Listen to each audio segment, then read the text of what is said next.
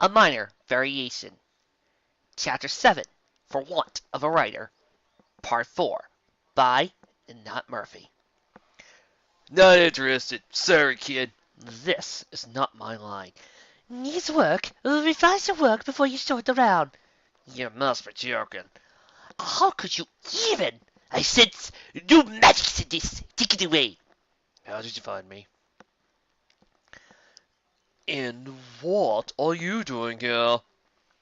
The dark gray stallion lowered his silver shades to glare at the ruffian, proffering a handful of colorful sketches at him.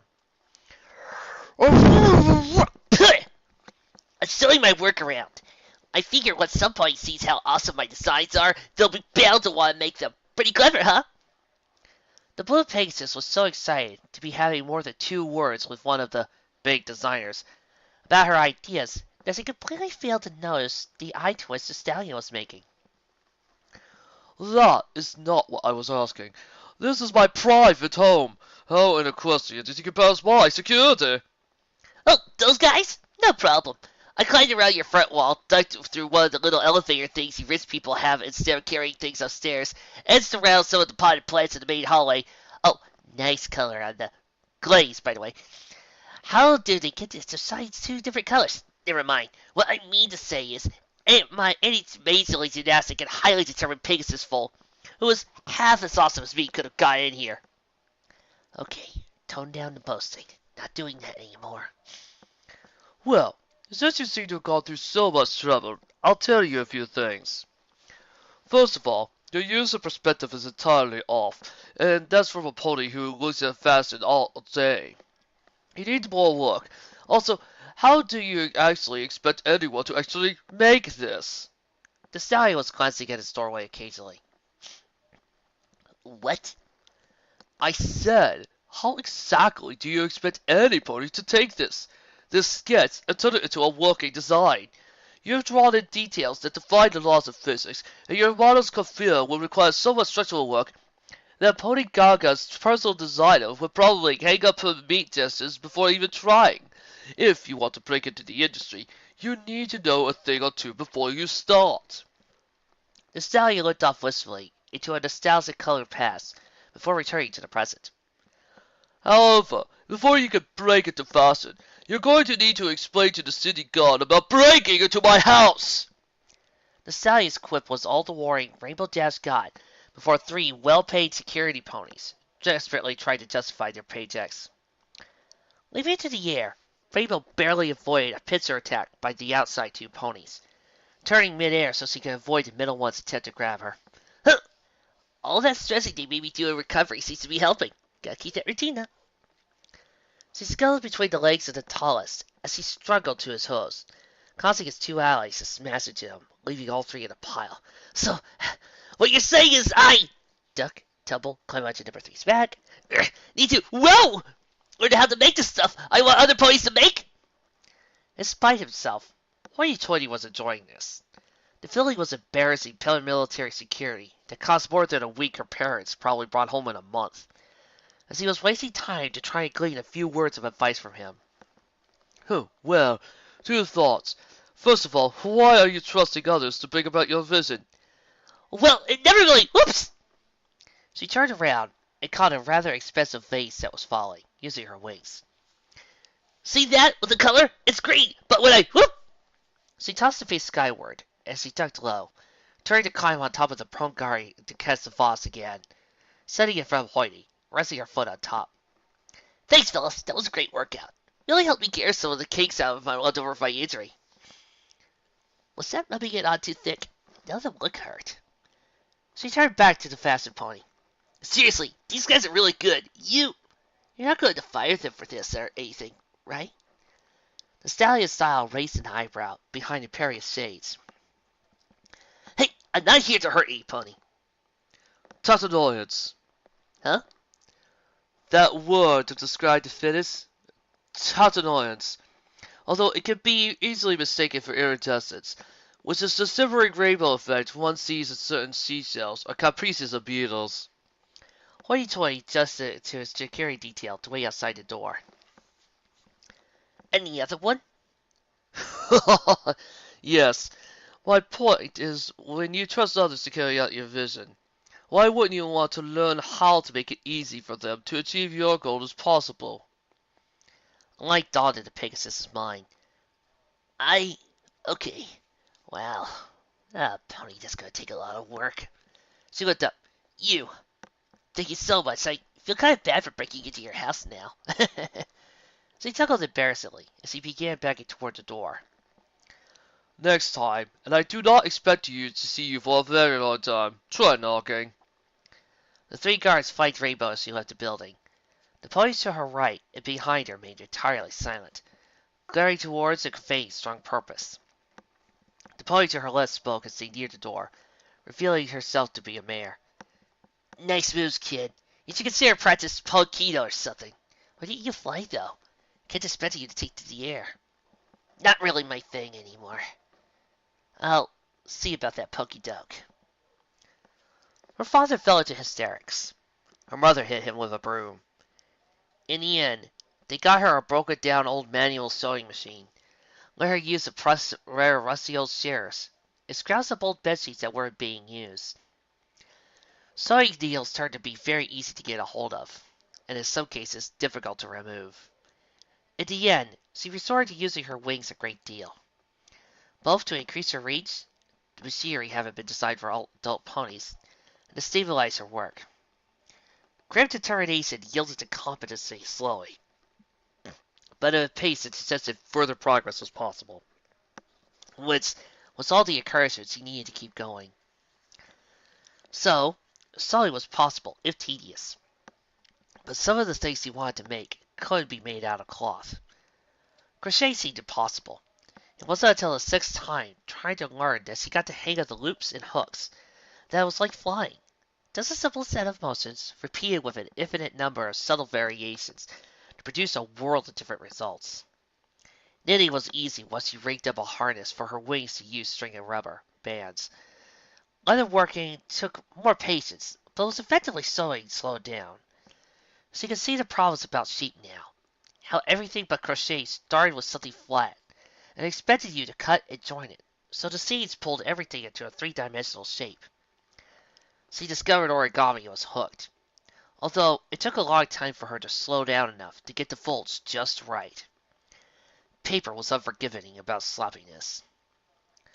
School plodded along, until it occurred to her to check out shop class. Whoa! This has nothing to do with shopping at all! Is that a wielding torch?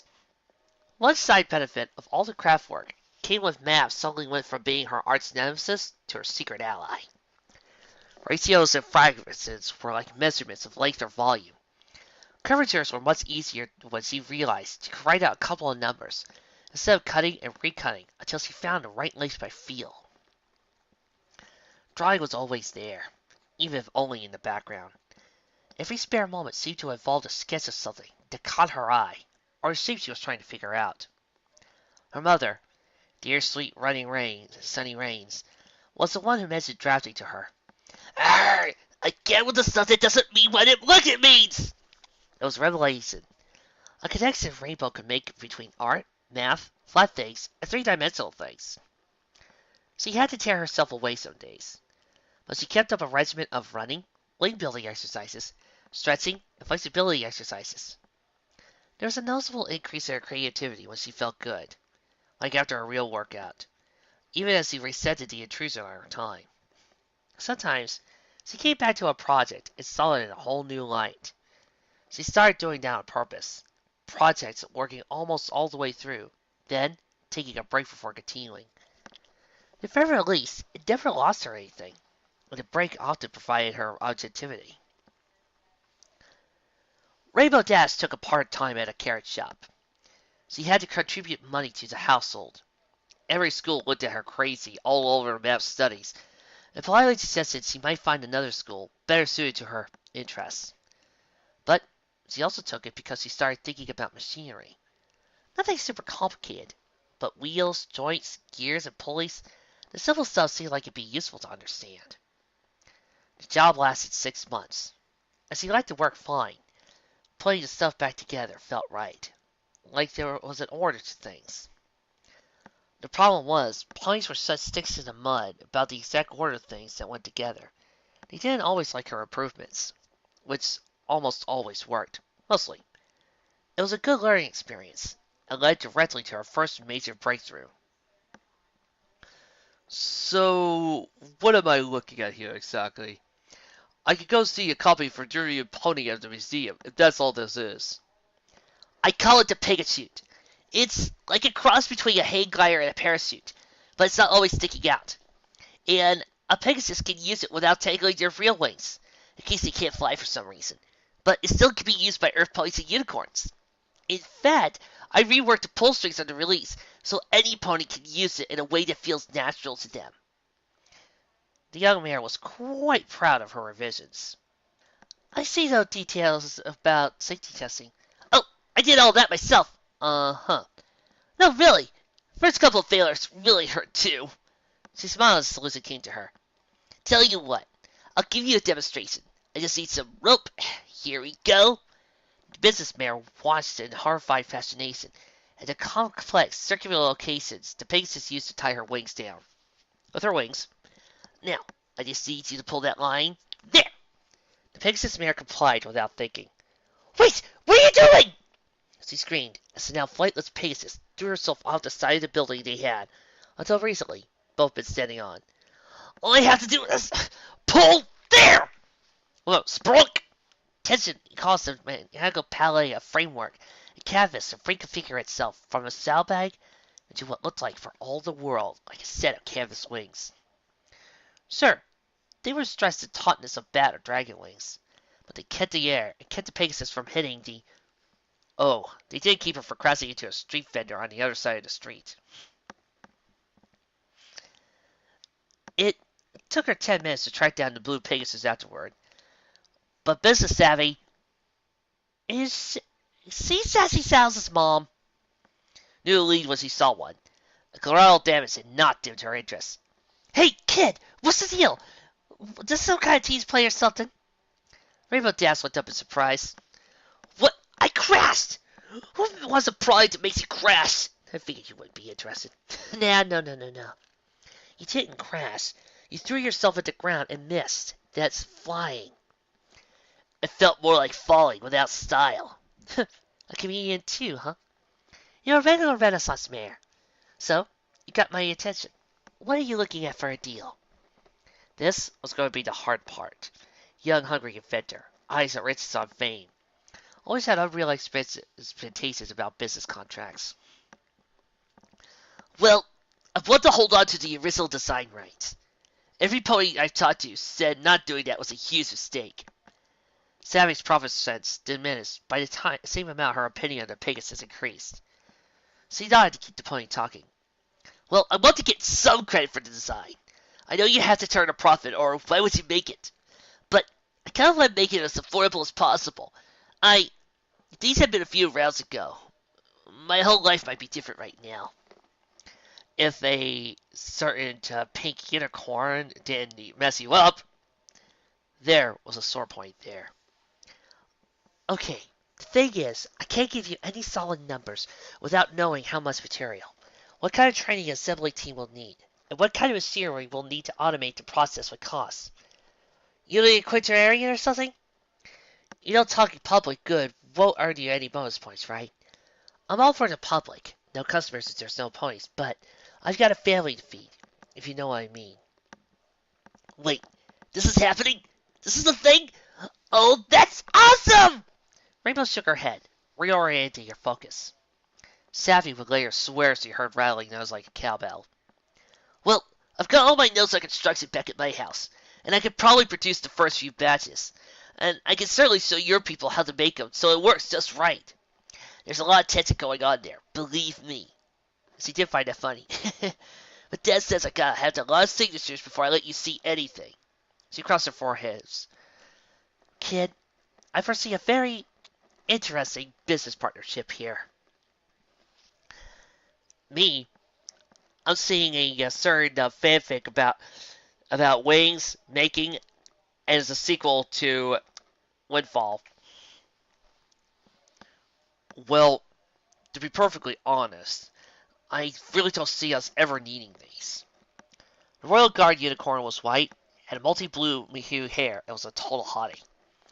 Plus, these ties here, the ear viewer are normal armor ties. I had to try one for half a day, and let me tell you how it changed pretty badly. I wonder if he's single. Hello, miss? Oh, great. Two fanfics that I've read in my life where Rainbow Dash has a crush on shiny armor. Rainbow Dash crashed back to Earth, metaphorically. Yeah, Chiefy. She scribbles the notes furiously, hoping to work the blood off her face.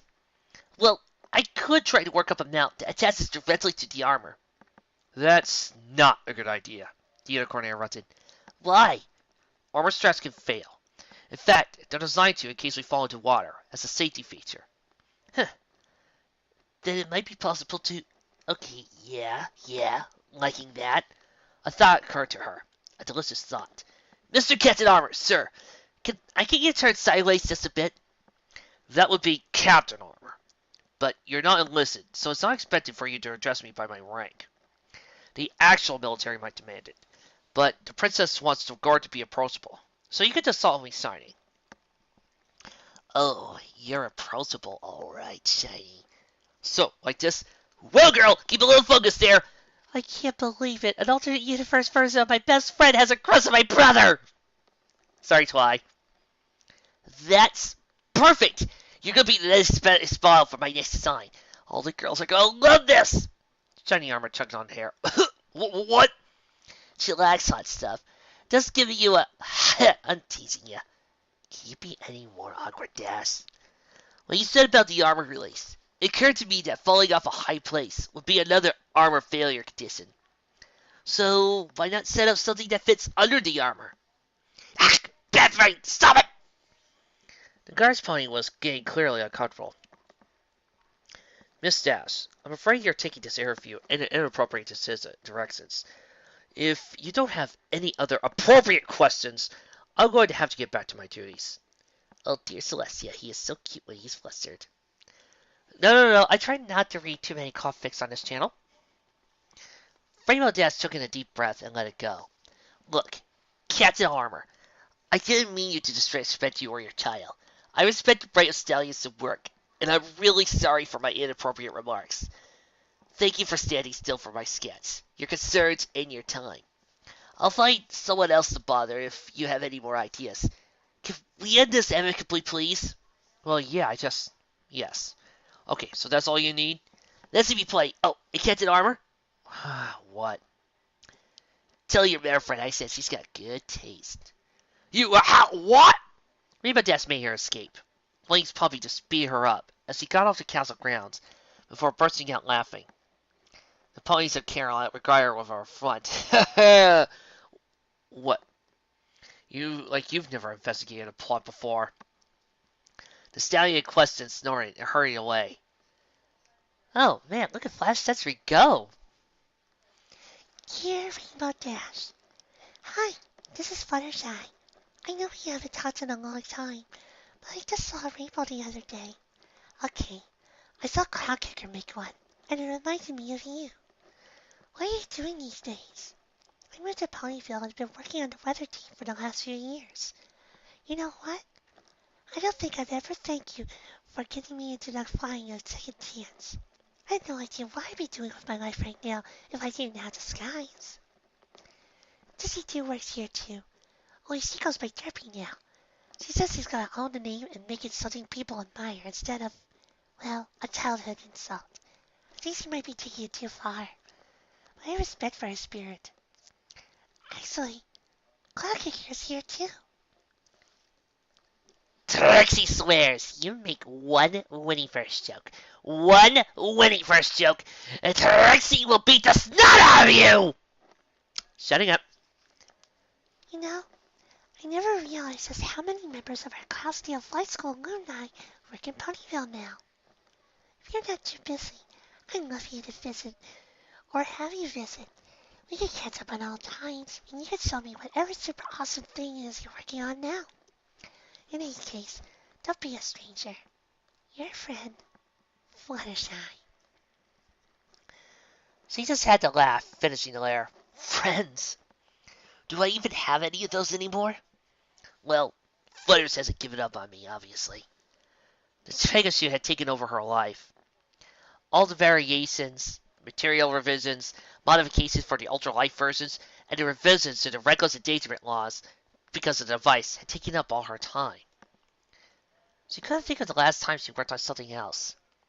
Darn it, I can take a vacation anytime I want. I am my own boss. You're on, Shy. In fact, why don't I just move my whole workshop to Ponyville? This behemoth can support itself. Biz doesn't need me under hoof. In fact, I can just let her buy me out. The rights alone will keep my folks from ever worrying about their bills. For the first time in a while, Rainbow Dash felt inspiration. I could start a workshop, make custom gear, work at my own ideas, call it Dashworks. No, that's a terrible name. No, Flashworks. That's a name with some pizzazz. Rainbow? You know, your birthday's coming up. Why don't you go there? Perfect! It had been remarkably easy to tear up every attachment she ever had to her home and business. A lot of early work was either in storage or had been thrown away in a fit of cleanliness. Her mother had kept far more pieces than she really liked, but arguing with the mayor who had brought you into the world had never been Rainbow Dash's forte. Her best drafting tools all fit into a long saddlebag, and fabrication equipment had to be custom ordered and installed. It took her about 2 months to uproot her entire life and relocate. That included time spent up setting up an annuity for her parents for her residuals on the Pegasus. That had sparked the realization she had more money laying around than she really liked to think about. And her birthday was coming, and she happened to move just on the day of her birthday, too. In fact, it took her 2 whole weeks to realize why the subject turned her stomach. It's useless. I have a pile of money just lying around. I could never work on another day in my life, and that's not to starve for at least the rest of my life. That made her profoundly uncomfortable. What am I doing with my life? I got into this to help ponies, and even with my best efforts, this shoot isn't going to help more than 50 ponies a year, maybe. I don't want to be a drain. I can't. No pony can get hurt because of me, even by inaction. If I can help some pony, I've got to, or else No. I just have to find ponies who need help. Her attorney, when the heck did that happen? Good Who's, was willing to sell out several entities in anticipation of her discovery of her worthwhile causes, even if he didn't see the point. It was a client's privilege to do what they wished with their money. He just made sure they did it as efficiently and as legally as possible. Well, there's always the Hofby Marison Opportunity Grant, if you're willing to invest in future generations. Yeah, sure. Sounds great. Hey, and less of a problem is it just give chunks of the money to the government. I beg your pardon? Goodhoo's hoped with all his whole being that he wasn't being asked to bribe the... Not like a bribe or anything. The government is there to take care of police, right? In theory. So it stands to reason that most efficient way to get this stuff to ponies who needs it is to give it to ponies who spend bits every day trying to take care of every pony. I can't fault your logic, but given me saying so, but just handling your money over, since you have no control of what they choose to... I don't want control! I have more money than I deserve, than I need. I want somebody to benefit from it rather than us laying around. There are possibilities. Now, would you be interested in a lump payment or some annuity plan? Difference in equestrian if possible? A lump is just that. We give the government a specific amount of money and they do whatever they choose with it. An annuity will require setting up a specific financial, a big bank account sort of, and having the interest from that, bank account paid out periodically to the government, less money now, but they keep getting it. Well, dumping a huge bit on them might cause its own problems. The annual thing sounds good if it's... Hey! Yes? The annuity plan. That comes with a name, doesn't it? That is tradition, yes? No. No. You find me a way to pay it out with any pony knowing the pony is coming from me. I'm not doing this to get any credit. I will get famous and be admired because of my super awesome radical inventions. Not because some pony builds a museum with my money. There has to be a trail so the ERS can track everything. The ERS. Just a few layers away from the Empire. But I believe it's possible to prevent any pony else from ever uncovering the identity of the donor. The fund will have to be called something. Can I come up with an unassuming title? Nah, call it do well or something like that. Then that leaves us with a small matter of how much of your personal fortune you wish to invest in this endeavor. Let's see. We need to cash for my folks. That's going towards buying and outfitting a shop in Ponyville. And say enough bits to float me for a month. Okay, this much. The number was worth everything else she was worth. Rainbow rolled her eyes. Get me one of those forms I can sign that says, yeah, I'm serious, so I can get back to other stuff. She never felt fewer regrets about a decision in her life. Finally free. Meeting Fluttershy again for the first time, and then like meeting an entirely new pony, was already her best friend. Catching up with Derpy had been cool, and she had to admit Dinky was adorable. Hey there, Dinky. Hi. She was working her way through her other old acquaintances when she was asked to decorate Ponyville Town Hall for the Summer Sun celebration. And how could she refuse? This will be the most radical celebration ever, if I have anything to say about it. That was when he wants back in his life. It's not just me, is it? I'm not the only one who does Hearts of Noir music. Shining armor in dress uniform, accompanied by another white unicorn, who simply exuded class and was a natural beauty. There's no way I'm lucky enough that's his sister or something. Well, can't say he's got bad taste. Although, the stuffed dragon accessory is kind of tacky and creepy. Looks so lifelike. And Celestia's holy pajamas! What on earth did she do to her hair?